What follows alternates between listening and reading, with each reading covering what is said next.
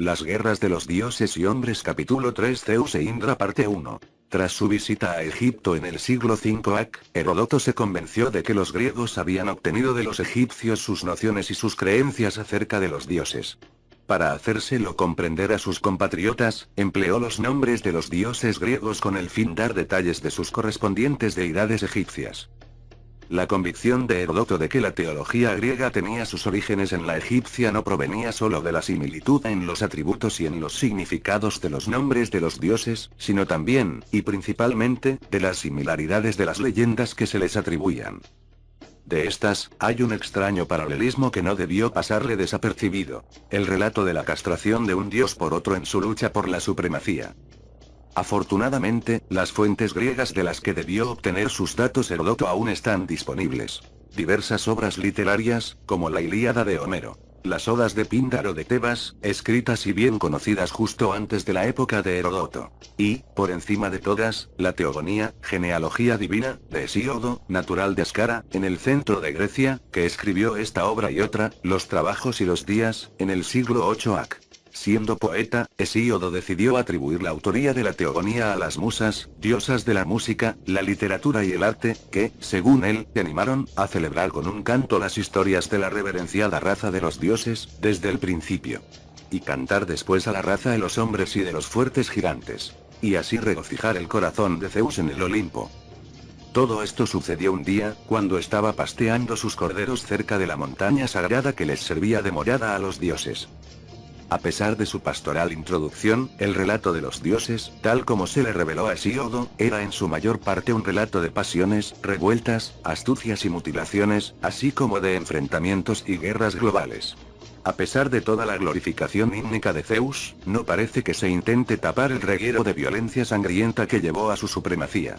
Cantaran lo que cantaran las musas, Hesíodo lo escribía. Y, estas cosas cantaban las musas, 9 hijas engendradas por Zeus. Ciertamente, en un principio vino a ser el caos, y después el amplio seno de Gea. Y el sombrío Tártaro, en las profundidades de la anchurosa tierra, y Eros, el más hermoso entre los dioses inmortales. Del caos salió Erebo y la oscura Nix. Y de Nix nacieron Éter y Hemera. Este primer grupo de dioses celestes se completó cuando Gea, tierra, engendró a Urano, cielo estrellado, para casarse después con su propio primogénito, con el fin de ser incluida en la primera dinastía de dioses. Además de Urano, y poco después de nacer Gea dio a luz a una hija, Urea, y apuntó la infructuosa profundidad con su furioso oleaje. Después nació la siguiente generación de dioses, descendientes de Gea y Urano. Después ella yació con Urano, y dio a luz a Océano, el de los profundos remolinos. Ceo, Crio, Hiperión y Jápeto. Tía y Rea, Temis y Mnemósine. Y Febe, la de la corona de oro, y la adorable Tetis. Después de ellos nació Crono, el astuto, el más joven y el más terrible de sus hijos. A pesar del hecho de que estos 12 eran descendientes del apareamiento de un hijo con su propia madre, los hijos, 6 varones y 6 hembras, eran dignos de sus divinos orígenes. Pero, dado que Urano era cada vez más rijoso, los descendientes que siguieron, aunque formidables en poder, desarrollaron diversas deformidades. Los primeros monstruos en nacer fueron los 3 cíclopes, Brontes, el atronador, Estéropes, el hacedor de relámpagos, y Arges, el que hace rayos. En todo eran como los dioses, pero solo tenían un ojo en medio de la frente. Y se les llamó cíclopes círculo más vista, porque tenían en la frente un ojo esférico. Y 3 hijos más nacieron de Gea y Urano, grandes y valientes donde los haya. Coto, Briareo y Giges, hijos audaces. De gigantesca estatura, a estos 3 se les llamó Hecatónquiros, los de los 100 brazos. De sus hombros salían 100 brazos, para que nadie se acercara, y cada uno tenía 50 cabezas sobre sus hombros. Y Cronos odiaba a su lujurioso progenitor, dice Hesíodo. Pero Urano se regocijaba en sus maldades. Entonces, Gea, hizo una gran hoz y les contó sus planes a sus queridos hijos, planes por los cuales su pecador padre sería castigado por sus viles ultrajes. Cortarle los genitales a Urano y poner fin así a sus desvaríos sexuales. Pero el temor se apoderó de todos, y solo el gran Cronos, el astuto, reunió coraje. Y así, Gea le dio a Cronos la hoz que había hecho de sílex gris y lo ocultó en un escondite, en su residencia, que estaba junto al Mediterráneo. Y Urano llegó por la noche, anhelando amor. Y se acostó con Gea, echándose sobre ella. Entonces, el hijo, desde su escondite, sacó la mano izquierda para agarrar. Y en la mano derecha sostenía la gran hoz dentada. Rápidamente, cortó los genitales de su padre, y los arrojó detrás de él.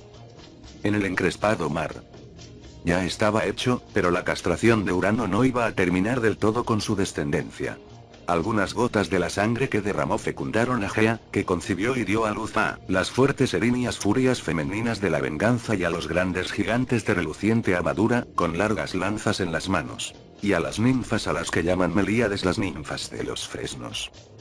De los genitales cercenados, que dejaron un reguero de espuma mientras el mar encrespado los llevaba a la isla de Chipre, surgió una diosa terrible y adorable.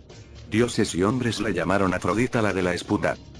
El incapacitado Urano llamó a los dioses monstruos clamando venganza. Sus propios hijos, gritaba, se han convertido en titanes, forzado y llevado a cabo con presunción la espantosa acción. Y ahora los otros dioses tenían que asegurarse de que la venganza por ello no les viniera más adelante. El asustado Crono encarceló entonces a los cíclopes y a los demás gigantes monstruosos, para que ninguno pudiera responder a la llamada de Urano.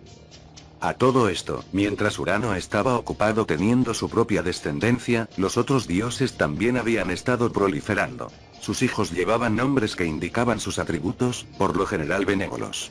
Pero, tras la horrenda acción, la diosa Nix respondió a su llamada haciendo surgir a las deidades del mal. Dio a luz a las Moiras y a las despiadadas Parcas vengadoras. Cloto la hilandera, Láquesis la dispensadora de suertes y Átropo inevitable dio a luz a perdición, a negro destino y muerte. A culpa y a doloroso pesar. Hambre y penas. Y también trajo al mundo a engaño y discordia, como también a lucha, batallas, asesinatos, peleas, mentiras, disputas, ilegalidad y ruina. Por último, de Nix nació Némesis, castigo. La llamada de Urano había sido respondida. La lucha, las batallas y la guerra entraron en el mundo de los dioses. En este peligroso mundo fue donde los titanes engendraron a la tercera generación de dioses. Temerosos del castigo, se mantuvieron unidos. 5 de los 6 hermanos se casaron con 5 de las 6 hermanas. De estas parejas divinas de hermanos y hermanas, la más importante fue la de Cronos y Rea, pues, debido a su audaz acción, fue Crono el que asumió el liderazgo entre los dioses. De esta unión, Rea dio a luz a 3 hijas y 3 hijos. Hestia, Demeter y Hera, Hades, Poseidón y Zeus. Pero, en cuanto acababan de nacer cada uno de estos hijos, el gran Crono se los tragaba. Con el propósito de que ningún otro de los orgullosos hijos del cielo pudiera hacerse con la soberanía entre los dioses inmortales. La razón para eliminar a sus propios descendientes tragándoselos estribaba en una profecía que decía que, por fuerte que fuera, estaba destinado a ser vencido por su propio hijo. El destino iba a repetir en Cronos lo que él le había hecho a su padre. Y el destino no se podía evitar. Estando al tanto de los engaños de Cronos, Rea ocultó a su último hijo, Zeus, en la isla de Creta. Y a Cronos le dio, en lugar del niño, una gran piedra envuelta en pañales. Sin darse cuenta del engaño, Cronos se tragó la piedra, pensando que se trataba del bebé Zeus, y poco después se puso a vomitar, regurgitando uno a uno a todos los hijos que se había tragado con anterioridad. Con el paso de los años, la fortaleza y los gloriosos miembros del príncipe Zeus crecieron con rapidez. La guerra de los dioses y hombres capítulo 3 Zeus e Indra parte 2. A ratos, como digno nieto del rijoso Urano, Zeus perseguía a las encantadoras diosas, entrando a menudo en conflicto con otros dioses. Pero luego volvía a centrarse en los asuntos de estado. Durante 10 años había estado rugiendo la guerra entre los antiguos titanes, los altivos titanes del alto monte Otris que era su morada, y los jóvenes dioses que Rea, la de hermoso cabello, había tenido con Crono y que se habían instalado en el monte Olimpo.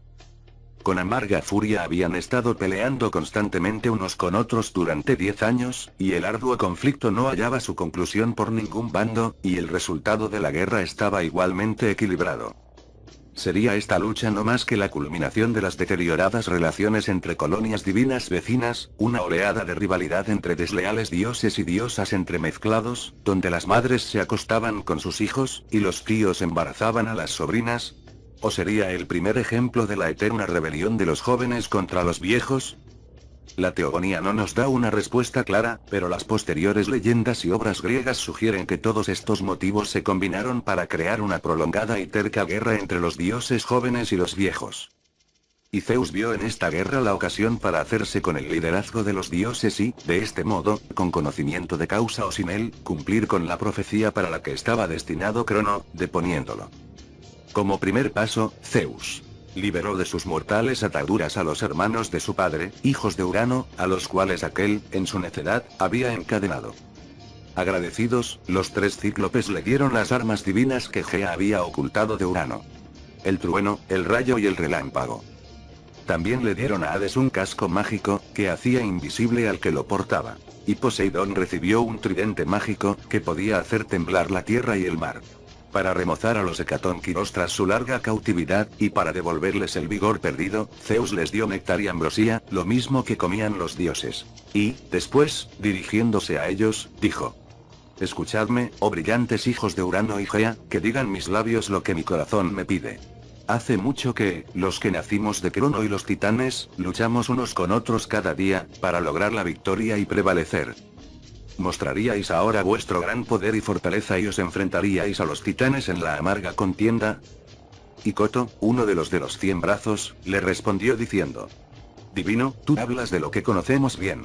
Gracias a tus planes, hemos vuelto de la lúgubre penumbra y nos hemos liberado de nuestras inmisericordes cadenas. Y así, ahora, con ánimo resuelto y deliberado, te ayudaremos en la terrible contienda, y lucharemos contra los titanes en ardua batalla. Así, todos los que habían nacido de Crono, junto con los poderosos de fuerza abrumadora que Zeus había traído a la luz. Todos ellos, hombres y mujeres, entablaron la odiada batalla aquel día. Frente a estos olímpicos estaban los viejos titanes, que también fortalecían sus filas con entusiasmo. Cuando chocaron los dos bandos, la batalla se extendió a toda la tierra y los cielos. El ilimitado mar resonó terriblemente, y en la tierra se oyó un sonoro estruendo. El ancho cielo se sacudió y gimió, y el alto Olimpo se tambaleó en sus cimientos bajo la carga de los dioses inmortales. Del intenso sonido de los pies de los dioses, y el pavoroso ataque de sus duros proyectiles, los fuertes temblores llegaron hasta el Tártaro. En un versículo, que nos evoca los textos de los manuscritos del Mar Muerto, la teogonía rememora los gritos de guerra de los dioses en la batalla. Así pues, se lanzaron sus graves rayos unos a otros. Y el griterío de los dos ejércitos alcanzó el estrellado cuando chocaron con un gran grito de batalla. El mismo Zeus estaba combatiendo con todo su poder, utilizando sus armas divinas al máximo. Desde los cielos, frente al monte Olimpo, llegó con rapidez, arrojando sus relámpagos. Los rayos salían con fuerza y con rapidez de su fuerte mano, truenos y relámpagos juntos, arremolinándose en una llama impresionante. La fértil tierra crepitó bajo el incendio, y el bosque inmenso crujió con fuerza entre el fuego. Toda la tierra hirvió, lo mismo que las corrientes de agua dulce y el mar salado. Después, Zeus lanzó una piedra trueno, Fig. 13, contra el monte Otris. En realidad, fue una auténtica explosión atómica. El vapor caliente envolvió a los titanes, de Gea nacidos. Una llama inexpresable se elevó brillante en el aire superior. El destello centelleante de la piedra trueno, su relámpago, cegó sus ojos, tan fuerte era. Un asombroso calor se hizo con el caos. Era como si la tierra y el ancho cielo por encima de ella se hubieran juntado. Un potente estruendo, como si la tierra hubiera caído en ruinas. Hubo un gran estruendo mientras los dioses chocaban en la contienda. Además del pavoroso sonido, del destello cegador y del calor extremo, la piedra trueno creó también una gigantesca tormenta de viento. También trajo vientos que retumbaban, un seísmo y una tormenta de polvo, truenos y relámpagos. Todo esto es lo que provocó la piedra trueno del gran Zeus. Y cuando los dos bandos contendientes escucharon y vieron lo que había sucedido, un horrible alboroto de terrorífica contienda se elevó. Grandes hazañas se vieron, y la batalla se decantó. La lucha amainó, pues los dioses llevaban ventaja sobre los titanes. Insaciables de guerra, los tres cíclopes se impusieron a los titanes, venciéndoles con proyectiles ligeros. Los ataron con amargas cadenas, y los arrojaron cautivos al lejano Tártaro. Allí, por consejo de Zeus que cabalga a las nubes, los dioses titanes están ocultos bajo una brumosa penumbra, en un lugar insalubre de los confines de la enorme tierra. Los tres cíclopes se quedaron también allí, como carceleros de confianza de Zeus, para vigilar a los titanes encarcelados. La guerra de los dioses y hombres capítulo 3 Zeus e Indra parte 3. Pero cuando Zeus estaba a punto de reclamar la égida, la soberanía sobre todos los dioses, apareció en escena un nuevo pretendiente a esta. Pues, cuando Zeus logró arrojar a los titanes del cielo, la gran Gea dio a luz a su hijo menor, Tifeo, del amor de Tártaro, con la ayuda de la adorada Afrodita. Tifeo, Tifón, era un verdadero monstruo. En todo lo que hacía, tenía fuerza en sus manos, y sus pies eran incansables. De sus hombros surgían las 100 cabezas de una serpiente, un terrorífico dragón de oscuras y venenosas lenguas. Desde debajo de los arcos de sus ojos, en sus maravillosas cabezas, centelleaba el fuego. Y fuego también ardía en sus cabezas cuando miraba con furia. Y había voces en todas sus espantosas cabezas, que emitían sonidos increíbles, el sonido de un hombre que habla, el sonido de un toro, el de un león y el sonido de un cachorro. Según Píndaro y Esquilo, Tifón era de una estatura gigantesca, y su cabeza llegaba a las estrellas. Ciertamente, algo más que ayuda hubiera hecho falta aquel día, le dijeron las musas a Hesíodo. Era casi inevitable que Tifeo llegara a reinar sobre mortales e inmortales. Pero Zeus se percató rápidamente del peligro y no perdió tiempo en atacarle. Tuvo lugar una serie de batallas, no menos impresionantes que las de los dioses con los titanes, pues el dios serpiente Tifón disponía de alas y podía volar, al igual que Zeus. 14. Zeus tronó fuerte y poderosamente, y la tierra alrededor se estremeció terriblemente, al igual que el cielo arriba, y el mar y los ríos, hasta lo más profundo de la tierra. Las armas divinas se volvieron a emplear, por parte de ambos contendientes. A causa de ambos, a causa del trueno y el relámpago, el calor devoró los mares azul oscuro. Y a causa del fuego del monstruo, y de los abrasadores vientos y el encendido rayo, toda la tierra hirvió, y el cielo y el mar. Grandes olas arremetieron con violencia en las playas. Y hubo una sacudida interminable. En el mundo inferior, Hades temblaba en sus dominios. Temblaban los titanes, encarcelados en los confines de la tierra. Mientras se perseguían uno a otro por el cielo y por la tierra, Zeus se las ingenió para ser el primero en conseguir un golpe directo con su espeluznante rayo. El rayo abrasó todas las cabezas maravillosas del monstruo, todo lo que había a su alrededor. Y Tifeo se estrelló en tierra en su maravilloso artilugio. Cuando Zeus lo hubo vencido y azotado con sus golpes, Tifeo fue arrojado como un guiñapo mutilado. La inmensa tierra crujió. Una llama brotó del doblegado señor en el sombrío, escabroso y apartado valle del monte, cuando fue herido. Gran parte de la tierra quedó abrasada por el terrible vapor fundiéndose como el estaño cuando se calienta por arte del hombre. En el fulgor de un fuego abrasador la tierra se fundió. A pesar de la colisión y del tremendo impacto del vehículo de Tifón, el dios siguió vivo. Según la teogonía, Zeus lo arrojó, también, al ancho Tártaro. Con esta victoria, su remado estaba seguro. Y se entregó de nuevo a sus importantes asuntos de procreación, teniendo hijos tanto de esposas como de concubinas. Aunque la teogonía solo habla de una batalla entre Zeus y Tifón, otros escritos griegos afirman que esta fue la última batalla, que vino precedida por otras varias en las cuales Zeus fue el primero en resultar herido. En un principio, Zeus luchó con Tifón de cerca, utilizando la hoz especial que su madre le había dado para la mala acción, pues su objetivo era el mismo, castrar a Tifón. Pero Tifón enredó a Zeus en su red, le arrebató la hoz, y con ella le cortó al dios olímpico los tendones de manos y pies. Y, luego, dejó al indefenso Zeus, sus tendones y sus armas en una cueva. Pero los dioses Egipán y Hermes encontraron la cueva, resucitaron a Zeus recomponiéndole los tendones, y le devolvieron sus armas. Entonces, Zeus escapó y volvió en un carro alado hasta el Olimpo, en donde se aprovisionó con más rayos para su atronador. Volvió para atacar a Tifón, llevándole al monte Nisa, donde las parcas lograron con engaños que comiera el alimento de los mortales, tras lo cual se sintió débil en lugar de revigorizado. El combate se reanudó en los cielos, sobre el monte Hemo, en Tracia. Continuó sobre el monte Etna, en Sicilia. Y terminó sobre el monte Casio, en la costa asiática del Mediterráneo oriental. Allí, Zeus, utilizando su rayo, derribó a Tifón de los cielos.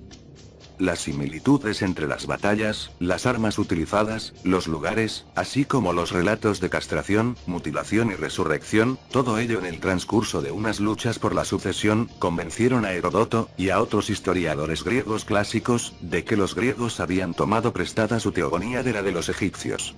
Egipán pasa por ser el dios carnero africano de Egipto, y Hermes no es otro que Tot. El mismo Hesíodo cuenta que, para llegar hasta la hermosa mortal Alcmena para que engendrara al heroico Heracles, Zeus se escapó por la noche del monte Olimpo y fue hasta la tierra de Tifaonión, descansando allí en la cúspide del Fiquión, la montaña de la Esfinge. La mortal esfinge que destruyera a los cadmeanos los antiguos, que fuera la protagonista de las actividades de Hera, la esposa oficial de Zeus, está conectada también en estas leyendas con Tifón y sus dominios.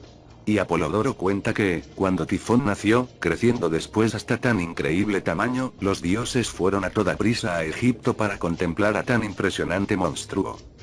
La mayoría de los expertos sostiene que el monte Casio, el lugar en donde acaeció la batalla final entre Zeus y Tifón, estaba situado cerca de la desembocadura del río Orontes, en la actual Siria.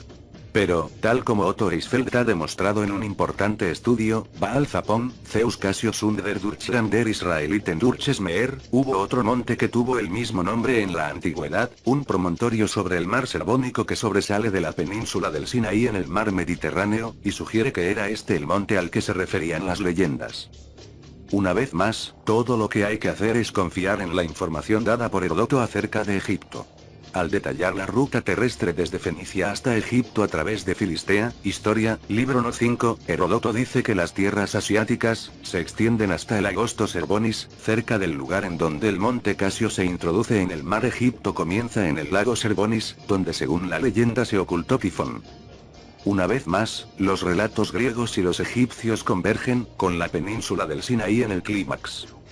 A pesar de los muchos hilos conectares que encontraron los antiguos griegos entre su teogonía y la de Egipto, los eruditos europeos del siglo VI encontraron paralelismos aún más sorprendentes en un lugar mucho más lejano: la India. Las guerras de dioses y hombres capítulo 3 Zeus e Indra parte 4, T4. Tan pronto como se dominó el sánscrito, la lengua de la antigua India, a finales del siglo XVIII, Europa se quedó hechizada con las traducciones de sus hasta entonces desconocidos escritos. Aunque, en un principio, fuera un campo dominado por los británicos, el estudio de la literatura sánscrita, de su filosofía y su mitología, fue el favorito de los eruditos, los poetas y los intelectuales alemanes de mediados del siglo XIX, pues el sánscrito resultaba ser una lengua madre de los idiomas indoeuropeos, a los cuales pertenecía el alemán, y los que lo llevaron a la India fueron las tribus que emigraron desde las costas del mar Caspio, los arios que, según creían los alemanes, habían sido también sus antepasados. El punto central de esta literatura eran los Vedas, unas escrituras sagradas que, según la tradición hindú, no eran de origen humano, por haberlos compuesto los mismos dioses en una era anterior. Los trajeron al subcontinente indio los arios, en forma de tradición oral, en algún momento del segundo milenio AC, pero con el transcurso del tiempo se fueron perdiendo muchos de los 100.000 versículos originales. De manera que, hacia el 200 AC, un sabio plasmó por escrito los versículos que quedaban, dividiéndolos en 4 partes. El Rig Veda, el Veda de los himnos, que está compuesto por 10 libros. El Sama Veda, los Vedas cantados. El Yajur Veda, en su mayor parte, oraciones para los sacrificios. El Atharva Veda, conjuros y encantamientos. Con el tiempo, los distintos componentes de los Vedas y la literatura auxiliar que surgió a partir de ellos, los mantras, los brahmanas, los aranyakas, los upanishads, se completaron con los no védicos puranas, antiguos escritos. Junto con los grandes relatos épicos del Mahabharata y el Ramayana, constituyen las fuentes de las leyendas arias e hindúes del cielo y la tierra, de dioses y héroes. Debido al largo intervalo de tradición oral, a la longitud y la profusión de textos finalmente escritos a lo largo de los siglos, a los muchos nombres, términos genéricos y epítetos empleados con las deidades de forma intercambiable, y debido también al hecho de que muchos de estos nombres y términos originales no eran al fin y al cabo arios, no se puede decir que la literatura sánscrita se caracterice por su consistencia y su precisión. Sin embargo, existen algunos hechos y acontecimientos que sobresalen como principios básicos del legado ario hindú. En el principio, según nos cuentan estas fuentes, solo existían los cuerpos celestes, los primitivos que fluyen. Hubo algunos trastornos en los cielos y el fluente de las tormentas partió en dos a el dragón.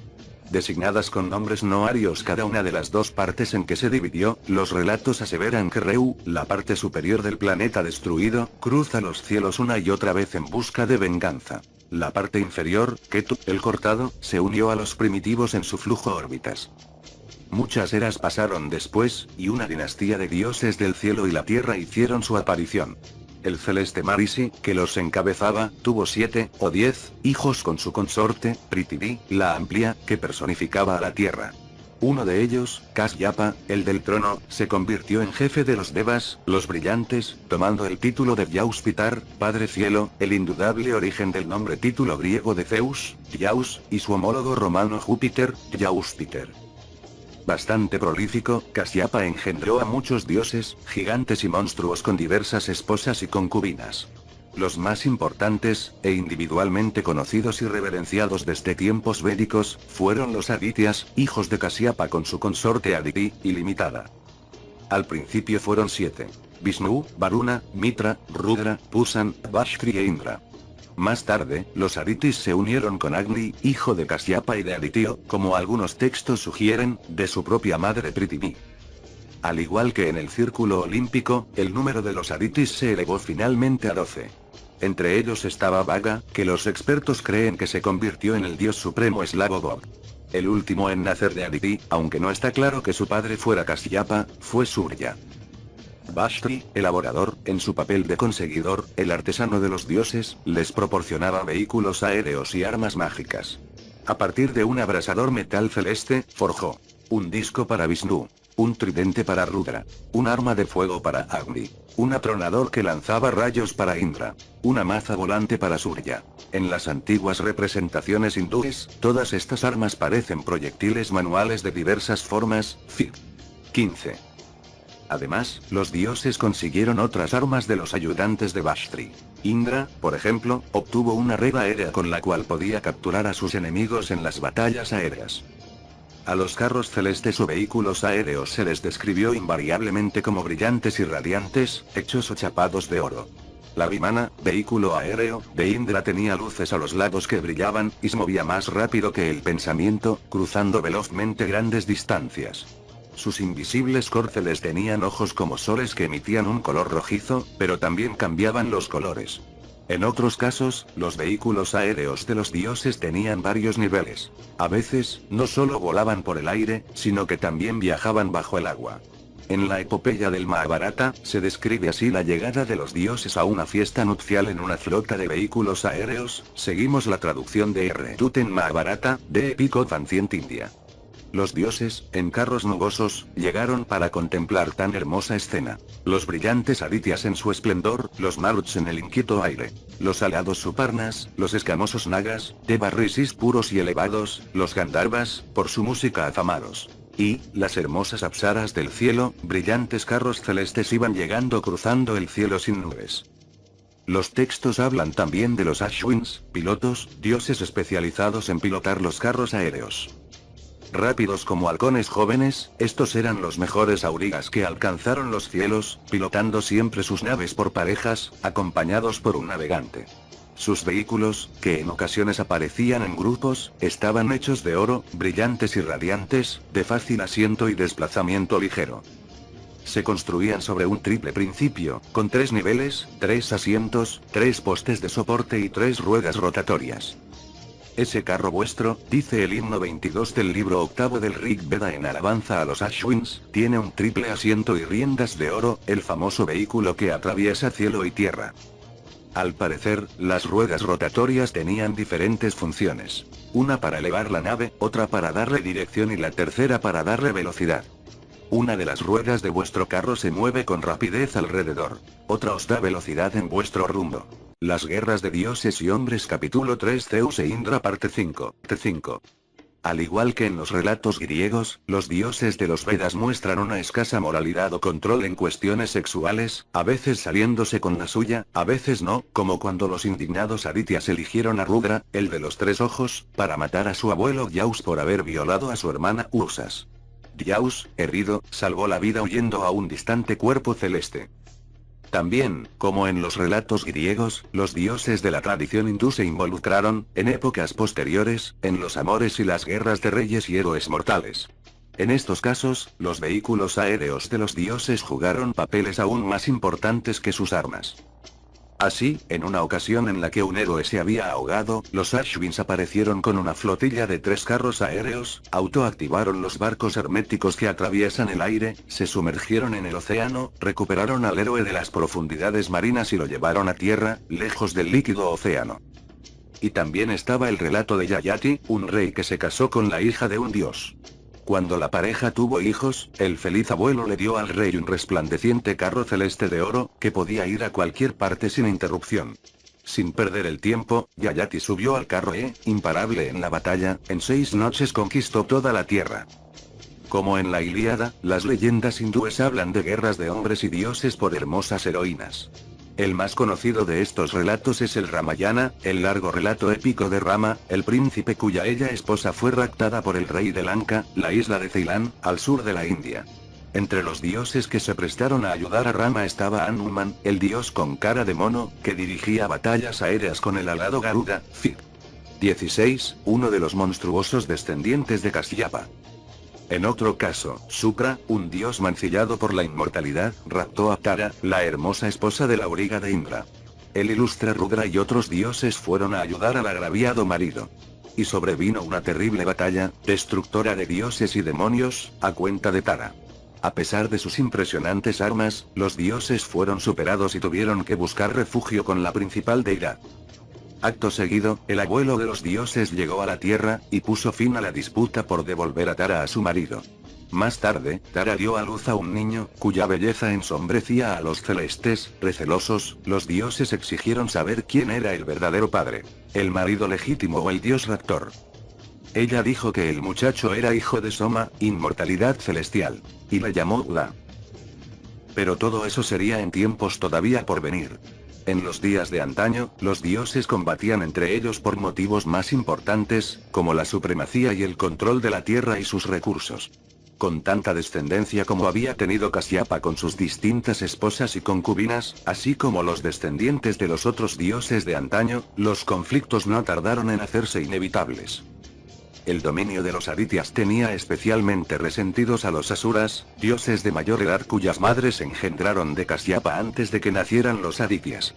Portando nombres no arios, claramente originarios de Oriente Próximo, por ser similares a los nombres de los dioses supremos de Asiria, Babilonia y Egipto, Asur, Asar, Osiris, con el tiempo asumirían en las tradiciones hindúes el papel de dioses del mal, los demonios.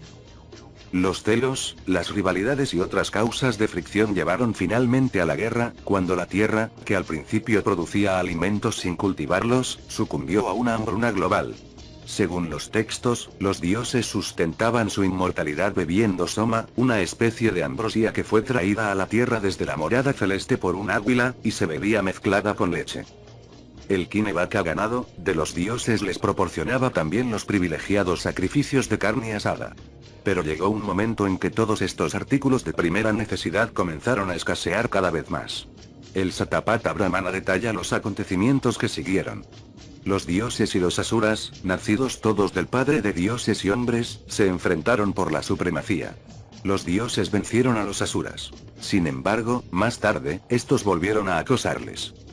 Los dioses y los asuras, nacidos todos del padre de dioses y hombres, se enfrentaron otra vez por la supremacía. Esta vez, los dioses se vieron en lo peor. Y los asuras pensaron: con toda seguridad, este mundo nos pertenece a nosotros solos.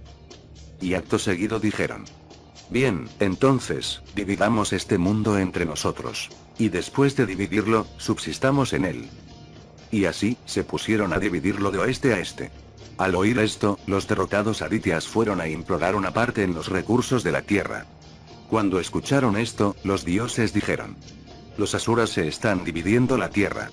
Venga, vayamos donde los asuras la están dividiendo. Pues, ¿qué será de nosotros si no conseguimos una parte de la tierra? Y situando a Vishnu a la cabeza, fueron hasta los asuras. Altivamente, los asuras les ofrecieron a los Adityas tanta parte de un trozo de tierra que Vishnu pudiera cubrir con su cuerpo.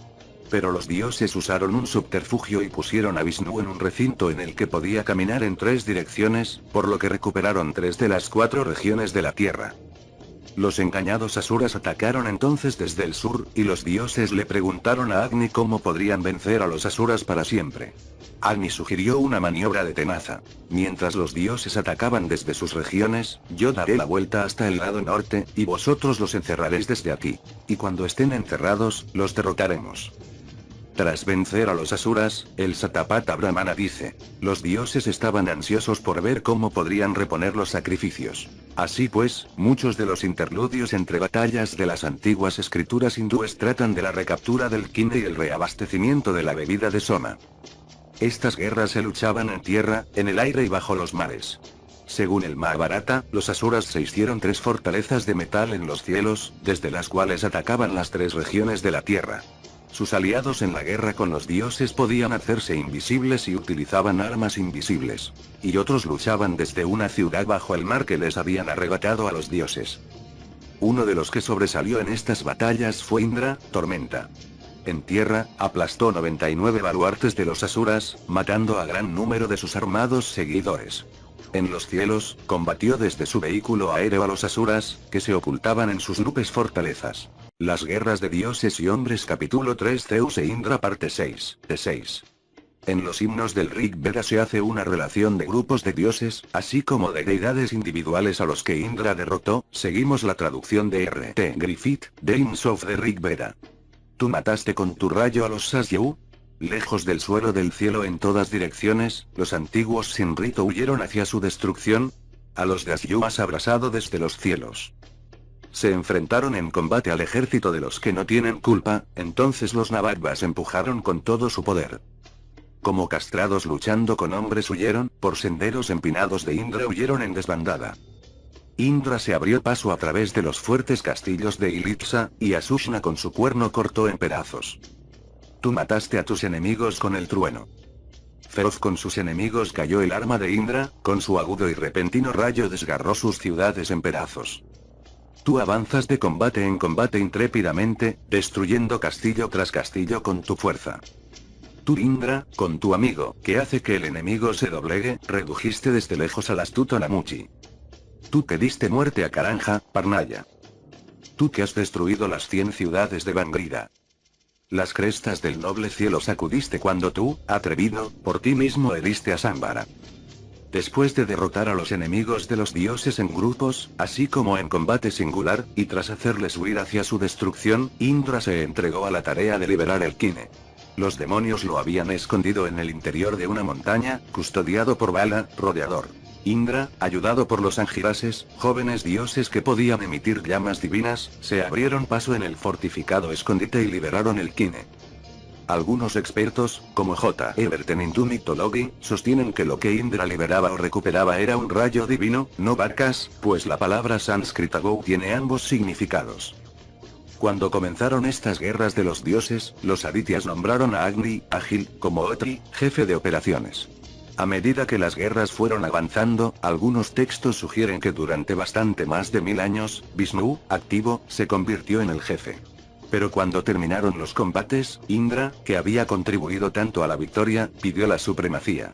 Al igual que en la teogonía griega, una de sus primeras acciones para alcanzar sus propósitos fue matar a su propio padre. El Rig Veda, libro 4. 18:12, pregunta a Indra retóricamente. Indra, ¿quién convirtió en viuda a su madre? La respuesta se plantea también como una pregunta. ¿Qué dios estaba presente en la refriega, cuando mataste a tu padre, agarrándolo por el pie? Por este crimen, los dioses excluyeron a Indra de la bebida del Soma, poniendo en peligro de este modo la continuidad de su inmortalidad.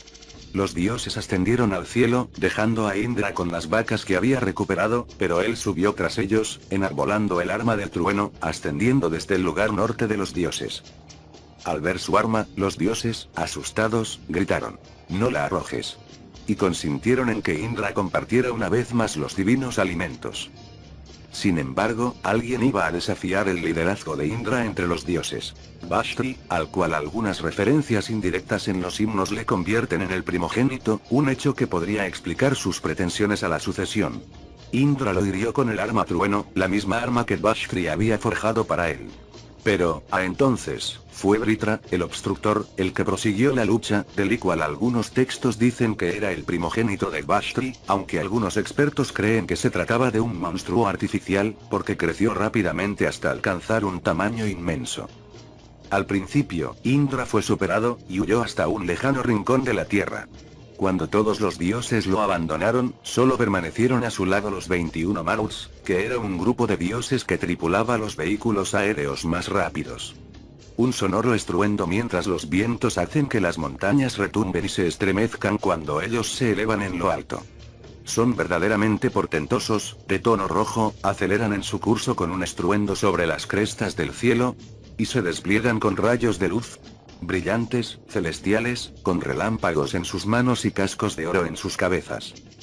Ayudado por los Maruts, Indra volvió para pelear con Vritra. Los entusiastas himnos que describen el combate fueron traducidos por J. Muir, Original Sanskrit Texts, en poéticos versos.